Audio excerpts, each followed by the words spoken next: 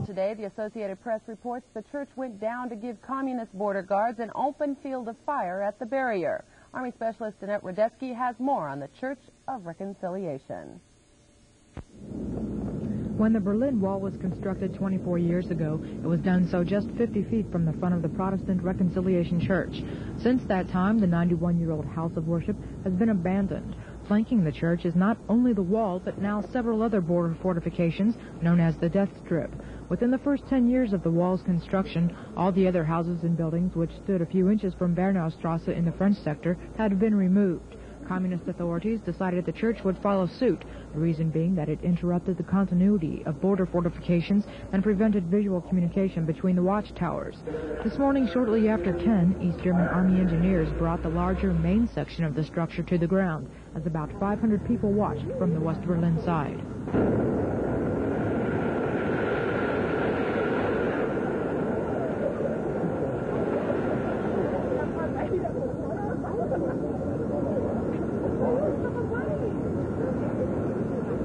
The steeple of the church swayed for several seconds afterwards, but remained standing as planned. Dynamite will destroy this section on February 12th. Workmen had removed the altar, chandeliers, and other decorations so that they may be placed in a new church bearing the same name, which will be built in a northern suburb of East Berlin.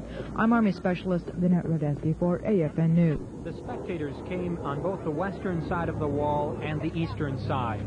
What they came to see was the destruction of this church. It's the Protestant Reconciliation Church, built 91 years ago. When the wall was built in 1961, the church was caught in the middle of the Death Strip.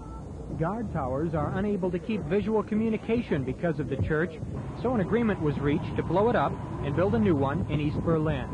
The steeple was set to be blown up on the 12th of February, but that date was changed to today, and the steeple fell at 3 o'clock this afternoon.